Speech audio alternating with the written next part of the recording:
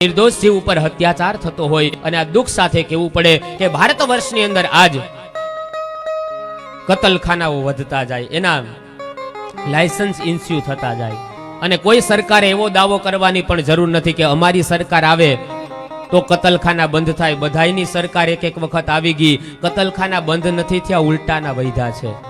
हमणां तो 35 ની संख्या हती, अत्यारे कंईक 45 ની। जो के बीजा बिनकायदेसर तो घणा बधा कतलखाना छे पण कायदेसर 45 સુધી અત્યારે સંખ્યા પહોંચી છે। માટે સરકારે એવું કહેવાની જરૂર નથી કે અમારી આવે તો બંધ થાય। હવે તો લોકોએ એક થવાની જરૂર છે કે ગાય આપણી માં છે અને જો માં કપાતી હોય ને તો કોઈ દીકરો ક્યારેય જોવો ન જોઈએ કે આપણી માં કપાઈ છે।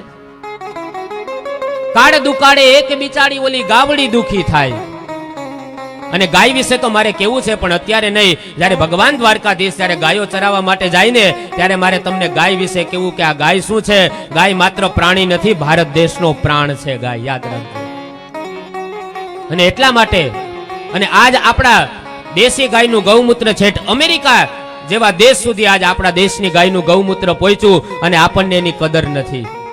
विचार तो करो आ गौमूत्र में कई ताकत है कि अमेरिका जेवा देशना लोको पण आपणी देशी गायनु गौमूत्र अहीं भारत में खरीदी करवा माटे आवे अने असाध्य कैंसर जेवा रोग ने जो मटाडवाना जो कोई चांसीस ने एना तत्वो होय ने तो ई गायना गौमूत्रनी अंदर छे अने ए लोको एना उपर दवा बनावे ने आपणने पाछी वेचे।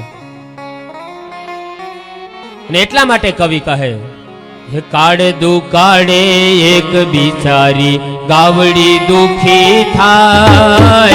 काड़े दुकाड़े एक बिचारी गावड़ी दुखी थाय। आवेदनानी वराडू एना अंग मां समी जाय।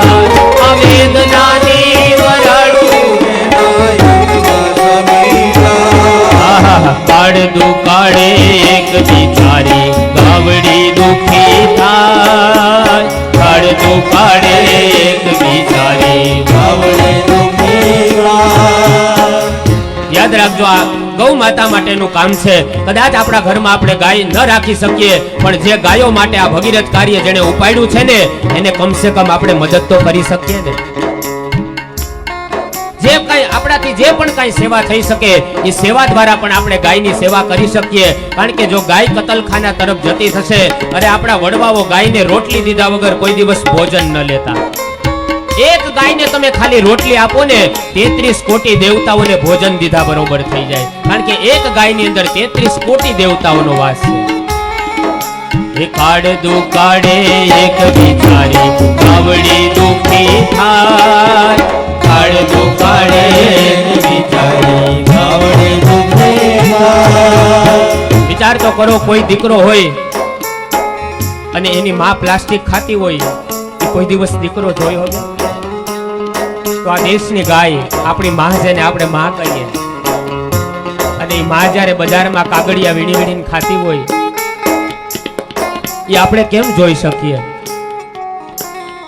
याद राखजो आपणे ज्यारे આપણે ભારત દેશની ગાય માતા જ્યારે બજારમાં કાગડિયા વીણી વીણીને ખાતી હોય ને ત્યારે એ કોઈ સામાન્ય પ્રાણી નથી કાગડિયા ખાતી, સાક્ષાત આપણી માં કાગડિયા ખાય છે। અને માં દુખી થતી હોય કેટલું દીકરો સહન કરી શકે।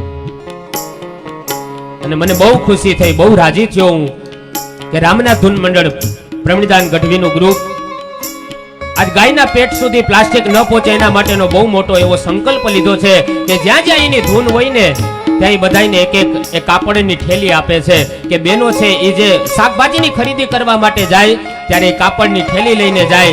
પ્લાસ્ટિક થી દૂર રહેવાનો આ વિચાર રામનાથ ધૂન મંડળે 13 વર્ષ પહેલા કર્યો, જે આજની ભારત સરકાર કરે છે। હે કાળ દુકાળે એક બિચારી ગાવડી દુખી થાય। કાળ દુકાળે ગાવડી દુખી થાય। आवेदनानी वराडू एना अंग मां समी जाय। आवेदनानी वराडू एना अंग मां समी जाय। काड़े दुकाड़े एक बिचारी गावड़ी दुखी थाय। काड़े बिचारे एक बिचारी गावड़ी दुखी थाय। काले हमारे प्रवीणदान गढ़वी बात करता था કે જ્યારે એક ગાયનું જ્યારે એ પ્લાસ્ટિકની એનું જ્યારે ઓપરેશન કરતા હોય, આવા મોટા મોટા એમાં જેમ પથ્થર હોય ને એવા ગઠ્ઠા જામી જાય એ ગાયના પેટની અંદર પ્લાસ્ટિકના.